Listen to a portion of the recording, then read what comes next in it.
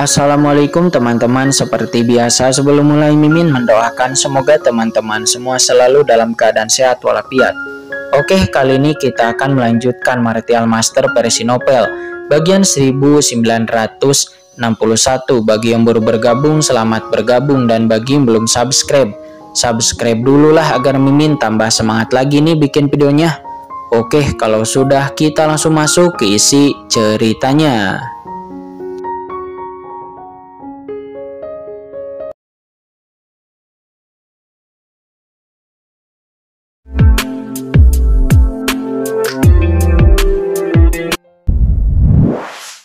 Bisa bertahan hidup.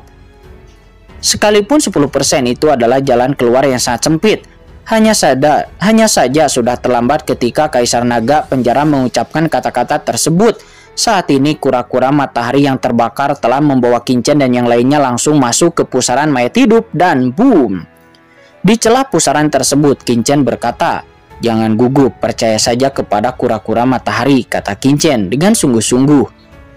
Kincen tahu kura-kura matahari telah bertahan hidup lama di galaksi kekacauan, dan rasa bahayanya sangat luar biasa.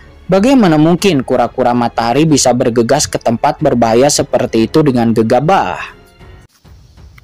Benar saja, kura-kura matahari itu terus berenang di pusaran air kematian, dan pusaran air kematian tidak dapat menyentuh kura-kura matahari sama sekali. Seolah-olah kura-kura matahari sedang berjalan di rumahnya sendiri. "Apakah ini mungkin?" kata Kaisar Naga Penjara. Ekspresinya nampak tidak percaya. Pusaran air kematian penuh dengan bahaya. Itu adalah tempat terlarang di Sungai Panjang orang mati. Bahkan beberapa ahli top di dunia bawah tidak akan bisa dengan mudah berjalan di sini. Tapi kura-kura matahari ini bisa berpergian dengan bebas di sini. Apa yang sedang terjadi? Mereka merasa khawatir dan mengamati dengan cermat. Akan tetapi menemukan bahwa ketika kura-kura matahari bertemu dengan pusaran air mayat hidup, dia dapat berenang dengan bebas seperti ikan di dalam air yang deras yang tidak terpengaruh oleh pusaran air mayat hidup sama sekali. Kincen melihat dengan mata yang berbinar. Di mata mereka, pusaran air kematian ini cukup menakutkan. Bahkan dengan persepsi mereka berdua, mereka tidak akan dapat dengan mudah melihat aturannya. Namun kura-kura matahari ini dapat berjalan dengan bebas begitu masuk, seolah-olah itu adalah Naruliyah Arami, dan terlalu banyak hal yang tidak bisa dijelaskan di dalamnya. Setelah beberapa saat, Kincen dan Molly tiba-tiba menunduk seolah-olah mereka merasakan sesuatu. "Saya melihat bahwa di dalam kehampaan di bawah pusaran kematian, terdapat sebuah lapisan tipis yang memancarkan suasana gelap. Melalui lapisan tipis tersebut, sebuah kehampaan yang sangat luas terungkap di bawah. Dalam kehampaan itu, sosok-sosok yang memancarkan aura menakutkan terus-menerus berkeliaran, berubah menjadi roh kematian yang memancarkan aura menakutkan. Aura pada ikan kematian ini jauh lebih kuat dibandingkan dengan ikan kematian sebelumnya. Masing-masing nampak berukuran sangatlah besar, dan beberapa di antaranya bahkan sangat kuat dan memancarkan aura setingkat kaisar mayat hidup. Dan ada begitu banyak mayat hidup. Apakah ini negara mayat hidup?" kata Kincen. Kincen dan yang lainnya pun terkejut. Ruang di depan mereka nampak sangat luas dan megah. Dibangun di Sungai Panjang Kematian, sebenarnya merupakan tanah kuno dengan banyak puncak gunung dan keajaiban antara langit dan bumi. Jiwa-jiwa mati yang tak terhitung jumlahnya tinggal di sini, berlatih, berkultivasi, dan berdamai satu sama lain dalam kelompok-kelompok kecil itu nampak membentuk pemandangan yang luas. Tidak ada yang menyangka bahwa akan ada negara yang berada jauh di dalam sungai kematian.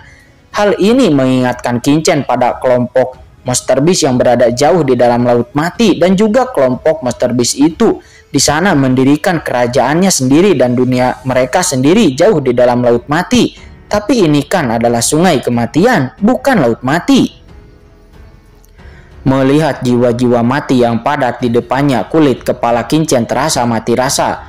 Aura beberapa dari jiwa mati bahkan mencapai tingkat tertinggi. Kaisar Naga Penjara ekspresinya nampak sangatlah terkejut. Hal baik macam apa ini?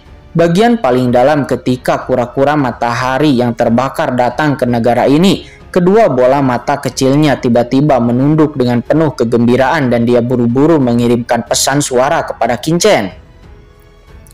Kincen hanya terdiam. Ada begitu banyak jiwa kematian yang hampir tak terhitung jumlahnya.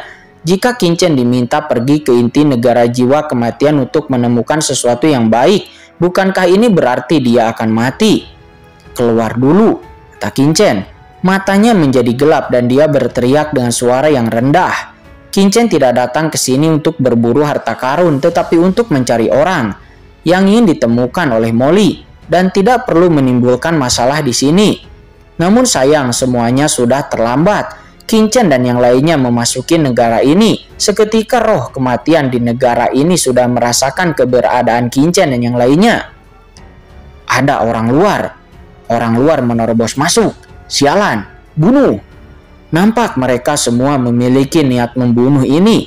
Mereka semua seperti sepotong daging yang jatuh ke dalam sekelompok buaya. Dan seluruh tubuh kematian dari kerajaan roh itu meledak dalam sekejap. Boom, boom. Jiwa-jiwa kematian yang tak terhitung jumlahnya bergegas menuju Kincen dan yang lainnya hampir secara seketika. Melihat itu, wajah Kincen pun berubah dan tanpa ragu-ragu Kincen menebas ke depan dengan pedangnya. Ketika cahaya pedang itu menerjang ke arah mereka, tiba-tiba cahaya pedang itu menghilang ke dalam kelompok kematian di depan. Hanya ada raungan-raungan yang mencengangkan dan aura pembunuh yang menakutkan yang berubah menjadi potongan-potongan yang tak terhitung jumlahnya. Cahaya pedang mencekik mereka dan jiwa kematian yang berkerumun langsung terpecah oleh energi pedang pembunuh Kincen. Pergi, mundur, teriak Kincen mengingatkan kura-kura matahari. Bahkan kura-kura matahari itu seketika mematuhi perintah Kincen. Dia segera mundur. Akan tetapi sebelum mereka bisa mundur, beberapa aura menakutkan tiba-tiba datang dari belakang mereka. Orang luar, mati. Nampak ini adalah beberapa roh mati yang memancarkan aura menakutkan. Salah satu dari mereka sepenuhnya memiliki lapis baja dan memiliki sosok yang agung dengan duri ganas di sekujur tubuhnya. Dengan sepasang mata hitam yang menatap dingin ke arah Kincen dan yang lainnya. Tidak jauh dari sana, sosok lainnya juga nampak setinggi gunung memberikan rasa penindasan yang kuat. Sisik di tubuhnya memancarkan cahaya redup dan juga nampak sangat tebal. Dan yang terakhir nampak itu adalah roh kematian yang anggun. Nampak dia menggairahkan. Sekujur tubuhnya seolah-olah terbungkus kulit halus. Wajahnya terlihat aneh dan sosoknya nampak bergelombang, terutama kakinya yang kurus dan panjang. Bunuh! Ketiga orang kuat ini muncul di belakang Kincen dan yang lainnya, dan tanpa mengucapkan sepatah kata pun mereka datang untuk melancarkan serangan pembunuhan dengan ganas. Pemimpinnya yang nampak binatang kekar itu melayangkan tinju dengan keras dan kekosongan seketika bergetar seperti bola meriam. Serangan itu muncul di depan Kincen dan yang lainnya dalam sekejap. Serahkan itu padaku, cepat mundur, kata Kaisar Naga Penjara. Dia meraung dengan marah. Dia segera naik ke langit mengaum. Seketika auman naga bergema di seluruh dunia. Tubuh Kaisar Naga Penjara muncul dan tubuh agung naga nan besar itu tiba-tiba bertabrakan dengan bagian depan pukulan dari raksasa tersebut. Dan itu seketika bertabrakan satu sama lain dan kemudian duar. Ledakan keras pun terdengar dan tubuh Kaisar Naga Penjara yang sangat ganas. Tubuh kaisarnya itu nampak bergetar hebat dan energi api penyucian yang mengepul menyapu menghantam raksasa kekar itu dengan keras. Raksasa kekar itu tidak mampu menahan pukulan mengerikan dari Kaisar Naga Penjara dan dia langsung terlempar dengan raungan. Kekosongan di belakangnya meledak secara langsung dan kemudian dia menstabilkan sosoknya. Tapi saat berikutnya binatang raksasa kekar itu meraung lagi dan kemudian menyerang Kaisar Naga Penjara dan duar. Dalam sekejap Kaisar Naga Penjara sedang bertarung dengan monster raksasa kekar itu untuk sesaat nampak keduanya berimbang. Apa? Kaisar Naga Penjara nampak terkejut. Dalam hal kultivasi, raksasa kekar ini tidak sebaik dirinya. Jika dia berubah menjadi kultivator hantu dunia bawah biasa, dia mungkin bisa mengalahkannya dalam sekejap. Akan tetapi, pertahanan dari raksasa kekar di depannya itu sangatlah menakutkan. Dan Kaisar Naga Penjara bahkan tidak mampu menembus pertahanan lawan dalam waktu yang singkat.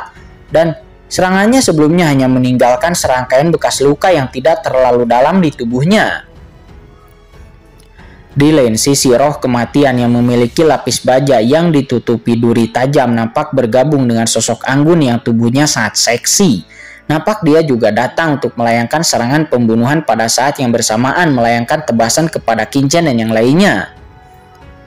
Qingchen yang berada di atas punggung kura-kura matahari nampak menus dingin, matanya menunjukkan kedinginan, ledakan. Tanpa Qingchen membuka mulutnya, seketika Molly telah menggertakkan gigi dan dia menyerang. Seketika aura kaisar yang menakutkan tiba-tiba keluar dari tubuh Molly seperti dewa iblis. Dia mengambil inisiatif untuk menghadapi roh mati lapis baja yang memiliki duri tajam di sekujur tubuhnya. Sementara untuk wanita roh mati yang memiliki wajah cantik dan mempesona dengan sosok anggun dan postur seksi itu diserahkan kepada Qingchen. Melihat ini, jiwa kematian yang ganas itu mencibir dan duri tajam di punggungnya terus menggeliat dengan berdentang itu berubah menjadi pisau tajam yang mencapai langit dan menebas ke arah Molly.